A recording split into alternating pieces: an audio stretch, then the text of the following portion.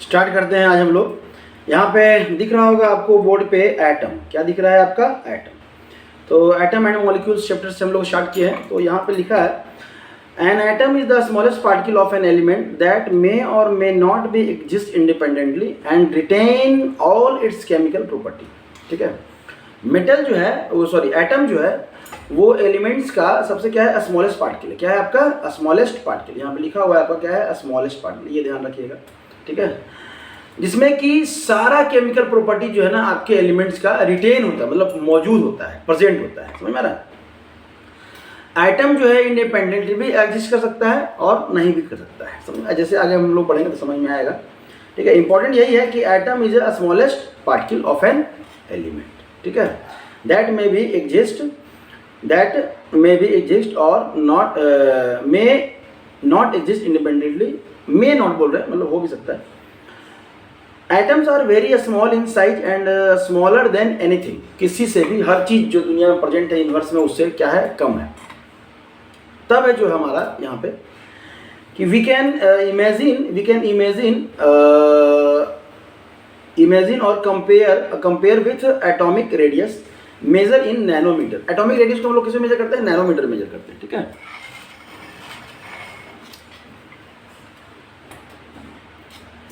चलिए, तब है नैनोमीटर मतलब आपका यहाँ पे ये नैनोमीटर, इसको हम लोग स्मॉल में ऐसे करके रिप्रेजेंट करते हैं। तो यहाँ पे लिखा हुआ है 10⁻⁹ 1 नैनोमीटर इक्वल टू 10⁻⁹ मीटर। तो ऑलमोस्ट यहाँ पे क्या लिखा है? 1 मीटर इक्वल टू 10⁹ नैनोमीटर, ऐसा करके आपको यहाँ पे दिया हुआ है।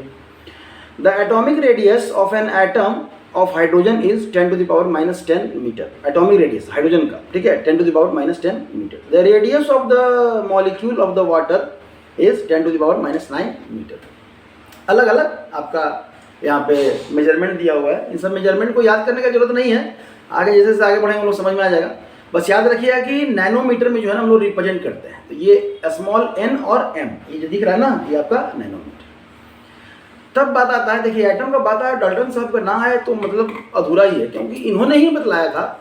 और कुछ आज हम लोग थ्योरी को पढ़ते हैं तो कहते हैं कि कुछ इन्होंने गलत बतलाया था, लेकिन जिस समय इन्होंने बतलाया था और जिस कंडीशन में बतलाया था वो मतलब आज के समझ लीजिए कि वो भगवान थे। जो चीज़ नहीं दिख रहा है उसके बारे में ये बता रहे हैं, जो चीज़ नहीं दिख रहा है, समझ रहे हैं? इनविजिबल चीज़ के बारे में ये बता रहे हैं, पूरा प्रॉपर्टी बता रहे हैं। क्या है कि matter is made up of tiny particle call atom. सबसे छोटे पार्टिकल से मिलकर बनाया है। ठीक है, मैटर एलिमेंट, उसको हम लोग क्या कहते हैं? एटम कहते हैं। ऐसे एटम तो बाद में बोले थे, टीनी पार्टिकल को, ठीक है, लेकिन एटम कहते हैं उस छोटे पार्टिकल को। एटम्स आर इनविजिबल और इंडिविजिबल, जो दिख ही नहीं सकता। ये पहला ही देखिए, सेकंड लाइन में इनविजिबल, जो दिख ही नहीं सकता है, उसके बारे में ये बता रहे हैं। अब सोच लीजिए उस समय जब वो एक तो सुविधा नहीं था, आज हमारे पास हर चीज़ है, इलेक्ट्रॉन माइक्रोस्कोप से लेके बहुत सारी चीज़ है। तो हम लोग कह रहे हैं कि नहीं वो लोग गलत हैं। गलत नहीं है, वो हमें राह दिखा दिए और बहुत अच्छा थ्योरी दे दिए, तभी हम लोग यहाँ तक आगे बढ़े हैं। इंडिविजुअल पार्टिकल, इंडिविजुअल मतलब वो डिवाइड नहीं हो सकता है। इसका जो मतलब है यहाँ पे कि वो डिवाइड नहीं हो सकता, ये थोड़ा सा उनका गलत रहा। तो भाई ठीक है, गलत नहीं था, उस समय के लिए बहुत कुछ बता के चले गए। समझ में आ रहा है? Atom of an given elements are similar in mass and property. अब एक ही एलिमेंट का जितना एटम है वो मास में आपका क्या रहेगा? सिमिलर रहेगा। उसका chemical property, chemical physical property सब सिमिलर रहेगा, आइडेंटिकल। मतलब ये एक एलिमेंट है, इसके अंदर जितना एटम है वो सब सेम। ये भी एक एलिमेंट है, मान के चलिए ये भी एक एलिमेंट है। अब इसके अंदर जितना एटम वो सब सेम, आइडेंटिकल। लेकिन इन दोनों एटम का बात करें, इन दोनों एलिमेंट्स का बात करें तो इसका एटम आइडेंटिकल नहीं होगा, डिफरेंट होगा। लिखा है atom of different elements have different mass and property. जाहिर सी बात है, डिफरेंट है तो डिफरेंट है। Atom combine in a small whole number ratio to form compound. Atom combine, atom को टुकड़ा नहीं ना कर सकते हैं, ये उस समय की बात थी। समझ, एटम को तो आज भी टुकड़ा नहीं कर सकते हैं। ठीक है, उसके अंदर फंडामेंटल पार्टिकल्स मिल गए। मतलब एटम, वो बोले कि एटम सबसे छोटा है, अब इससे छोटा कुछ नहीं है। लेकिन अब जो हम लोग जानते हैं केमिस्ट्री में कि एटम, बहुत सारे एटम के अंदर भी सब एटॉमिक पार्टिकल है, इलेक्ट्रॉन, प्रोटॉन, न्यूट्रॉन, आगे हम लोग देखेंगे। लेकिन एटम जब भी कंबाइन होगा तो पूरा होल एटम, इन्हें कि आधा, पौना, सवा, 100 ग्राम, 200 ग्राम, ऐसे नहीं। ठीक है, तो atom combine in a small whole number ratio to form compound. In a given compound the relative number and the kind of atoms are constant. ठीक है, कोई भी कंपाउंड हो, जैसे अगर मान लेते हैं CO2 है, ये कंपाउंड है, H2O है, ये कंपाउंड है, HCl है, ये कंपाउंड है, HNO3 है नाइट्रिक एसिड, ये भी कंपाउंड है, H2SO4 ये भी कंपाउंड है, CaCO3 ये भी कंपाउंड है। मतलब दुनिया भर का जितना भी कंपाउंड है उसमें क्या रहेगा, relative number and kind of atom are constant, मतलब हमेशा ही कांस्टेंट रहेगा, हमेशा। आप CO2 यहाँ लिखिए, आप CO2 मनाली जाके लिखिए, आप CO2 उत्तराखंड चले जाइए, हिमालय पर वहाँ जाके लिखिए, CO2 है तो CO2 है ना रे बाबा। मतलब उसमें एक कार्बन का आइटम और 2 ऑक्सीजन का आइटम इसी रेशियो में आपको नजर आएगा ना, इसी रेशियो में नजर आएगा। समझ में आ रहा है? इनके रेशियो में कभी कोई चेंज नहीं होगा। ठीक है, चलिए, तब है आपका symbol of atom of different elements. Symbol देते हैं तो सीधा हम लोग जान जाते हैं, वही लिखा हुआ है, हम लोग पहले बोल देते हैं फिर पढ़ लेंगे। एलिमेंट का जो सिंबॉलिक रिप्रेजेंटेशन है वो अल्फाबेट के लेटर से आता है। तो पहला जो लेटर है वो कैपिटल रहेगा, अगर एक ही लेटर है तो कैपिटल लेटर से रिप्रेजेंट करेंगे, जैसे फ्लोरीन, ऑक्सीजन, ठीक है, आपका नाइट्रोजन, आपका कार्बन, ये सब कैपिटल लेटर अल्फाबेट का। अगर एक ही एटम को 2 अल्फाबेट से रिप्रेजेंट करना हो, जैसे क्लोरीन, तो पहला जो है वो क्या रहेगा, कैपिटल और दूसरा स्मॉल। आपको नियॉन, पहला कैपिटल दूसरा स्मॉल। आपको ब्रोमीन, तो पहला कैपिटल दूसरा स्मॉल। यही चीज़ है कि एटम को जो रिप्रेजेंट कर रहे हैं वो अल्फाबेट से कर रहे हैं, कैपिटल लेटर। पहला लेटर कैपिटल, अगर एक ही लेटर का है तो कैपिटल, अगर 2 लेटर है तो पहला लेटर कैपिटल और बाद में small. The symbol of elements are represented by letters. The symbol of the same elements are represented by 1 letter, and the sum, and the symbol of the sum elements are represented by 2 letters. If the symbol only 1 letter, it should be written as capital letter. If the symbol has 2 letters, then the first letter should be capital and the second letter should be small.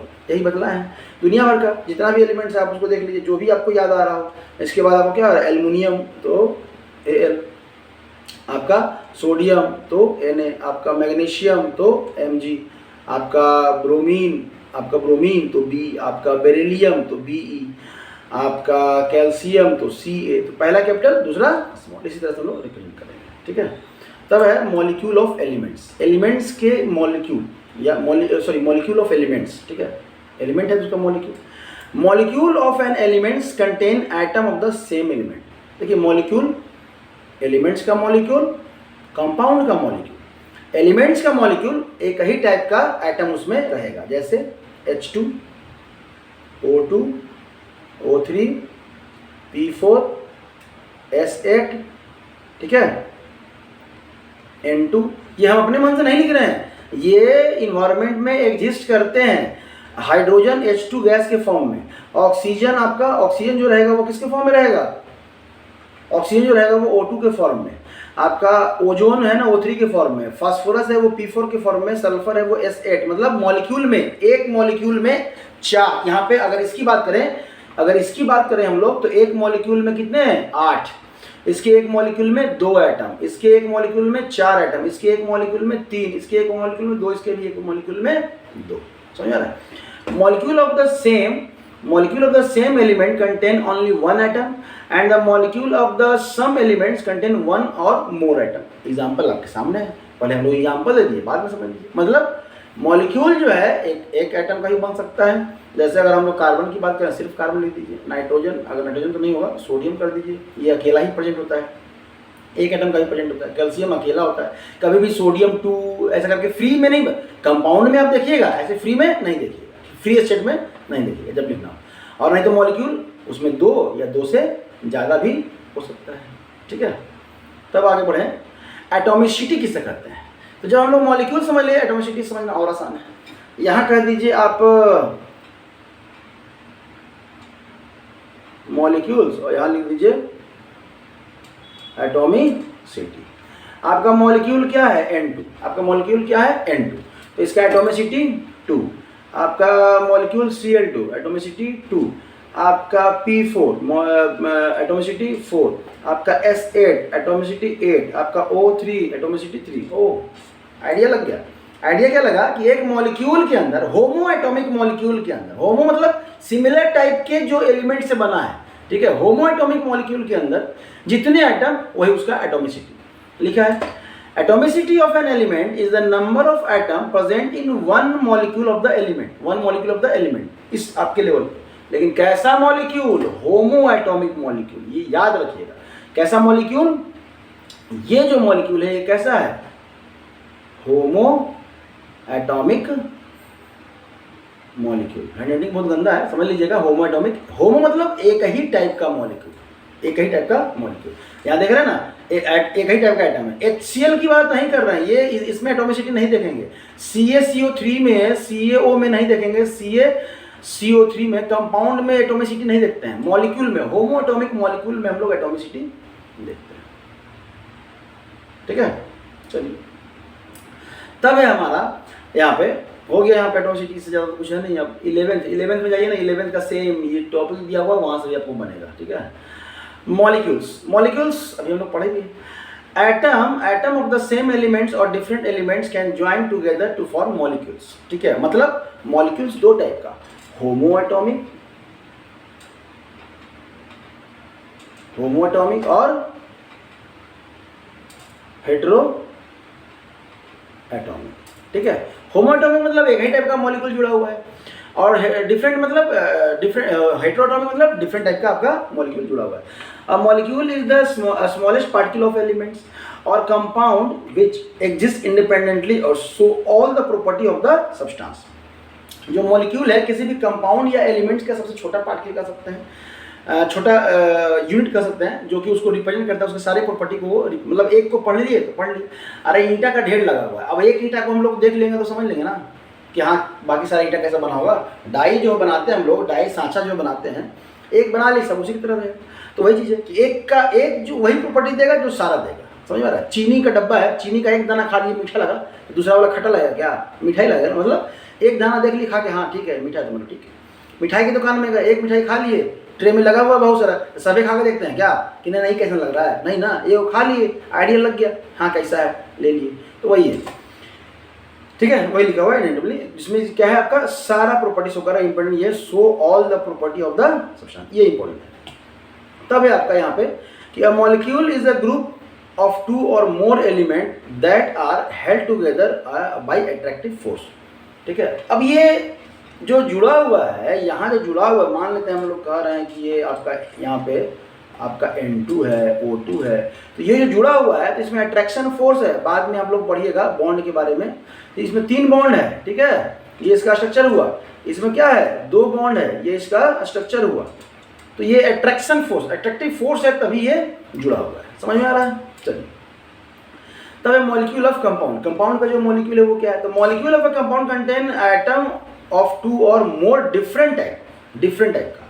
Molecule of the some compounds, molecule जैसे HCl different type का, H2SO different type का, HNO3 ये भी different element, मतलब CaCO3, MgCl2, K2Cr2O7, ये कुछ ज़्यादा ही बड़ा कंपाउंड बता दिए। मतलब इसमें भी 2 डिफरेंट एलिमेंट, इसमें 2 से ज़्यादा डिफरेंट, इसमें भी 2 डिफरेंट, इसमें भी 2 डिफरेंट, इसमें 2 डिफरेंट, इसमें 2। तो कंपाउंड का मॉलिक्यूल जो रहेगा, कंपाउंड का एक मॉलिक्यूल, उसमें डिफरेंट 2 या उससे ज़्यादा एटम आपका मिला हुआ है, डिफरेंट। अगर सेम टाइप का रहेगा तो वो मॉलिक्यूल हो गया होमो एटॉमिक मॉलिक्यूल, एलिमेंट्स का, ठीक है। कंपाउंड में ऐसा नहीं होता है। तब हम लोग बात करते हैं एटॉमिक। ये जो था अभी तक बेसिक। अब आइए मुद्दे की बात पे, ठीक है। मुद्दा का बात ये है कि हमको पढ़ना है एटॉमिक नंबर। रिप्रेजेंट करते हैं इसको हम लोग रिप्रेजेंट करते हैं इसको हम लोग Z से, कैपिटल Z से। तो एटॉमिक नंबर क्या है? The total number of proton in the nucleus of atom. किसी भी एटम के अंदर जो टोटल नंबर ऑफ प्रोटॉन है उसी को हम लोग क्या कहते हैं? एटॉमिक नंबर कहते हैं। मतलब atomic number is equal to total क्या है आपका? प्रोटॉन। टोटल क्या है आपका? प्रोटॉन। तो Z इक्वल टू आप क्या कह सकते हैं? Number of proton. अगर प्रोटॉन को P से करें तो Z इक्वल टू क्या हो जाएगा आपका? P। Z equal to P। मतलब अगर कोई एलिमेंट है, अगर कोई एलिमेंट है, एलिमेंट इसमें प्रोटॉन कोई एलिमेंट x y और आपका z है, इसमें प्रोटॉन 1 है, इसमें 3 है, इसमें 5 है, मतलब एटॉमिक नंबर इनका कितना हो गया, इसका 1 हो गया, इसका 3 हो गया, इसका 5, जितना एटॉमिक नंबर उतना ही आपका प्रोटॉन। ठीक है, समझ में आ रहा है? चलिए, तब है आपका यहाँ पे एटॉमिक मास। तब क्या है आपका एटॉमिक मास। एटॉमिक मास को समझिए, थोड़ा समझ लीजिएगा यहाँ पे, तो आगे जाके आपको दिक्कत नहीं होगा। The atomic mass of an element is defined as the average mass of one atom of the element compare with 1/12 mass of the carbon atom C12। देखिए, आप लोग स्कूल में पढ़े होंगे कि एटॉमिक मास किसको कहते हैं, प्रोटॉन प्लस न्यूट्रॉन के सम को कह दीजिए, वही उसका एटॉमिक मास हो गया। उसको भी समझेंगे, पहले समझ लीजिए कि बेसिक आपका क्या है कि एटॉमिक मास जो है ना वो एवरेज मास है। किसका कंपेयर करते हैं, जैसे हम लोग कुछ खरीदना हो तो 1 केजी आलू, 1 केजी प्याज, 1 केजी टमाटर, टमाटर की बात नहीं करेंगे बहुत महंगा हो गया, 1 केजी प्याज टमाटर जो भी हो, फिर से कर दीजिए, तो वो एक सिंपल एक वजन रहता है, वेट रहता है, जिसको हम रखते हैं, और वो कंपेरिजन है। ठीक है, कंपेरिजन है कि 1 केजी ये हो गया होगा, क्योंकि ये 1 केजी का है तो ये भी 1 केजी हो गया। इसी तरह से एटॉमिक मास को रिप्रेजेंट करते हैं कार्बन एटम के रिस्पेक्ट में। तो कैसे, तो कार्बन यहाँ पे लिखा हुआ है C12, क्या लिखा हुआ है, सॉरी यहाँ पे क्या लिखा हुआ है C12, क्या लिखा है C12। ये C12 का मतलब क्या है कि वो वाला कार्बन जिसका मास कितना है, मास कितना है 12 ग्राम, कितना है 12 ग्राम एक एटम का मतलब कार्बन का 1 मोल का, आगे हम लोग देखेंगे, मोल तो आप लोग खत्म ही हो गया, डिलेटेड पोर्शन है, लेकिन फिर भी हम लोग उसको पढ़ेंगे।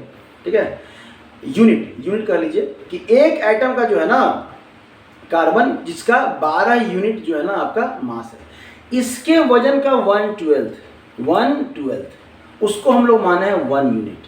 क्या माने हैं 1 यूनिट। समझ में आ रहा है? मतलब कार्बन एटम है, इसके 1 एटम का जो मास है, 1 एटम ऑफ कार्बन का जो मास है उसका 12वां भाग 12 से डिवाइड कर दीजिए।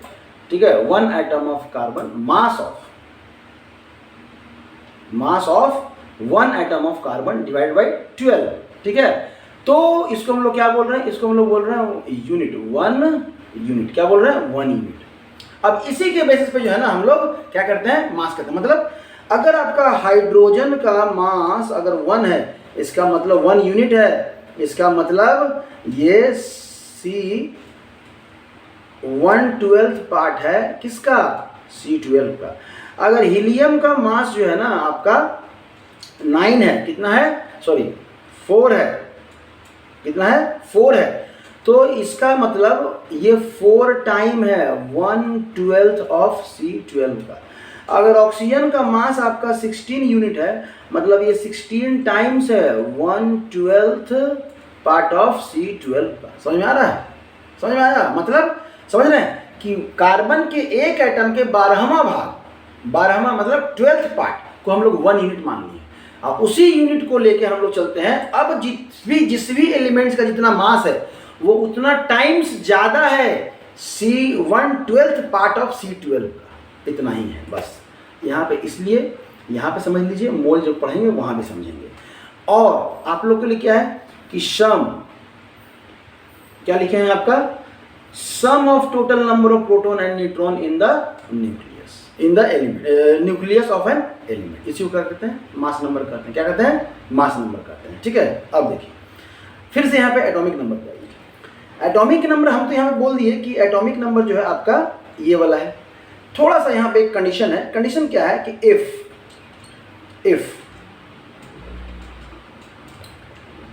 Atom is neutral, if atom is neutral, अगर एटम क्या है आपका न्यूट्रल है, then number of proton is equal to number of electron. Number of proton किसके इक्वल हो जाएगा, नंबर ऑफ इलेक्ट्रॉन के। ठीक है, नंबर ऑफ इलेक्ट्रॉन के, मतलब कि आपका P जो हो जाएगा इक्वल हो जाएगा प्रोटॉन। तो यहाँ पे कह सकते हैं कि P इक्वल टू क्या था आपका, Z था। ठीक है, तो यहाँ पे कब क्या कर देंगे, P equal to Z equal to E, किसके लिए, ओनली फॉर न्यूट्रल एलिमेंट कहिए, एटम कहिए। समझ में आ रहा है? ये कब होगा? जब एलिमेंट न्यूट्रल होगा तभी होगा, न्यूट्रल होगा तभी होगा। हाँ, ये हमेशा होगा, ये यूनिवर्सल है, ये हमेशा, ये जनरल लॉ है, ठीक है, ये हमेशा होगा। चलिए, तब हम लोग आते हैं यहाँ पे वैलेंसी। वैलेंसी समझने से पहले समझिए वैलेंस इलेक्ट्रॉन। क्या समझेंगे? Valence electron. वैलेंस इलेक्ट्रॉन क्या है? The number of electron present in outermost shell of an energy level of an atom is called valence electron. क्या कहते हैं? Valence electron. मान लेते हैं एक एलिमेंट है, इसका ये न्यूक्लियस और ये एक सेल। एक एलिमेंट है, इसका ये 2 सेल। एक एलिमेंट है, इसका कितना सेल? 3 सेल। कितना सेल? 3 सेल।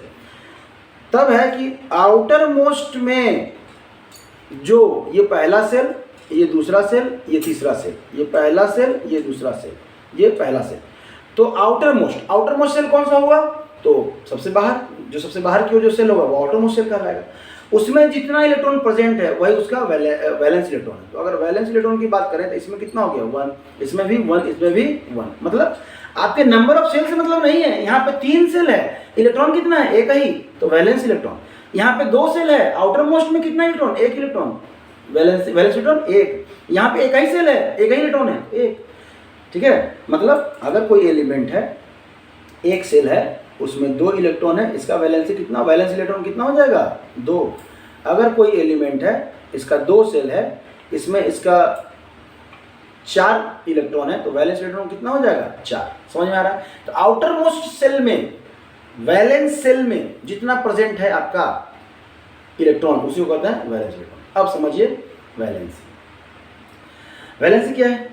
तो valency of an atom is the measurement of its combining capacity with other atom. बचपन में पढ़े हैं, बचपन ही अभी बचपन ही है, पढ़े ही है। कंबाइनिंग कैपेसिटी, किसी भी एलिमेंट का कंबाइनिंग कैपेसिटी, जितने में वो कंबाइन करने का कैपेसिटी रखता है या बॉन्ड बनाने का कैपेसिटी रखता है, जितने में। ठीक है, और कह सकते हैं combining capacity of element is called valency. और कह सकते हैं is a measurement of power of the atom to combine with other. और कह सकते हैं नंबर ऑफ इलेक्ट्रॉन लूज और gain to get their stable configuration. इतना नंबर ऑफ इलेक्ट्रॉन लूज करे या गेन करे जिससे क्या हो जाए? वो स्टेबल हो जाए। जिससे क्या हो जाए? स्टेबल हो जाए। ठीक है, तो उसको हम लोग क्या कहते हैं? हम लोग क्या कहते हैं? वैलेंसी कहते हैं। उसी को उसका वैलेंसी कहते हैं। जैसे अगर N2 की बात करें तो यहाँ पे हम बॉन्ड बनाए थे, इसका अगर आप वैलेंस इलेक्ट्रॉन देखिए तो कितना होता है? 5 होता है। ठीक है, नाइट्रोजन का, तो दूसरा नाइट्रोजन का भी 5 होगा। अब इसको स्टेबल होने के लिए 8 इलेक्ट्रॉन चाहिए। तब यहाँ से ये बॉन्ड बनाता है, यहाँ से एक ऐसे, एक ऐसे, एक ऐसे, और इसका स्ट्रक्चर जो आप ऐसे बनाते हैं और ऐसे बनाते हैं। अब देखिए पहला वाले को गिनिए तो 1 2 3 4 5 6 7 8। दूसरे वाले को गिनिए, दूसरे वाले को गिनिएगा 1 2 3 4 5 6 7 8। मतलब ये कॉमन हो गया, ये 6 क्या हो गया? कॉमन हो गया। बाकी 2 इसके पास, 2 इसके पास, 8 8 दोनों के पास है। अगर ऑक्सीजन की बात करें, ऑक्सीजन की बात करें, O2 की बात करें तो ऑक्सीजन के पास 6 इलेक्ट्रॉन। तो ये 2 इलेक्ट्रॉन के साथ जो है ना ये बॉन्ड बनाएगा, डबल बॉन्ड बनाता है। अब ये बॉन्ड कैसे बनता है डबल, ये आगे की क्लास में जाएगा, यहाँ नहीं, यहाँ बस स्ट्रक्चर समझ लीजिए। इसका देखिए 8 हो गया और इसका भी 8 हो गया, ये भी स्टेबल है। तो जितना नंबर ऑफ इलेक्ट्रॉन लूज और गेन करे, जैसे अब आइए इलेक्ट्रॉनिक कन्फिगरेशन, सोडियम है, सोडियम का इलेक्ट्रॉनिक कन्फिगरेशन आप 2 8 और 1 लिखते हैं। तो ये क्या है? ये एक इलेक्ट्रॉन लूज करके, एक इलेक्ट्रॉन लूज करके, जहाँ आयन पढ़े थे वहाँ पे हम लोग पढ़ाए थे, यहाँ ध्यान दीजिएगा, यूज कर दिया तो ये क्या बन गया? सोडियम आयन बन गया। अब इसके पास कितना है इलेक्ट्रॉन? 2 और 8। क्यों? क्योंकि आउटर मोस्ट में हम लोग पढ़े हैं कि अगर 8 इलेक्ट्रॉन हो गया, आउटर मोस्ट में 8 इलेक्ट्रॉन हो गया तो वो क्या हो गया? स्टेबल हो गया। ठीक है, स्टेबल कैसे समझे? तो देखा गया कि जिस भी एलिमेंट्स के लास्ट में 8 इलेक्ट्रॉन आ गया तो वो फर्दर रिएक्शन में पार्टिसिपेट नहीं कर रहा है, वो कांस्टेंट हो गया। अब वो रिएक्शन नहीं कर रहा है, मतलब स्टेबल हो गया। अब उससे ज़्यादा करने का जरूरत नहीं। तो कहने का मतलब ब्रह्मांड में जो भी रिएक्शन हो रहा है वो किसके लिए हो रहा है? स्टेबल होने के लिए हो रहा है। हम पढ़ रहे हैं, हम पढ़ा रहे हैं, जो भी काम कर रहे हैं आप पढ़ रहे हैं, किसके लिए कर रहे हैं? कि फ्यूचर में जॉब लगेगा, स्टेबल हो जाएंगे। स्टेबल आज अगर पता चल जाए कि आप पढ़ेंगे तो जॉब नहीं लगेगा, पढ़िएगा, कल से क्या आज से उठ के भाग जाइएगा। जब जॉब ही नहीं लगेगा पढ़ने पे तो कौन पढ़ेगा? तो दुनिया में हर काम किसके लिए हो रहा है? स्टेबिलिटी की ओर हो रहा है। अनस्टेबिलिटी की ओर कोई नहीं जाना चाहता है, सब स्टेबिलिटी की ओर जाना चाहता है। इसलिए एटम का भी यही है, ये नेचर हमको सिखाता है कि स्टेबिलिटी की ओर ही हमें जाना है, उसके लिए जितना इलेक्ट्रॉन लूज और गेन करना पड़े। तो यहाँ पे आपका वैलेंसी, तो ये डेफिनेशन याद रखिएगा। आगे बढ़िएगा तो यहाँ पे हम लोग और भी चीज़ें हैं, इसमें बहुत सारा टेबल बनाए हैं, उस टेबल को पढ़ के हम लोग लगभग केमिस्ट्री में जो है ना बहुत अच्छा लगेगा। वीडियो के साथ बने रहिए। अगर इतना के बाद भी दिक्कत हो मैसेज कीजिए, हम लोग उस पर वर्क करेंगे, हो सके तो वीडियो भी बना के डालेंगे। ठीक है, थैंक यू।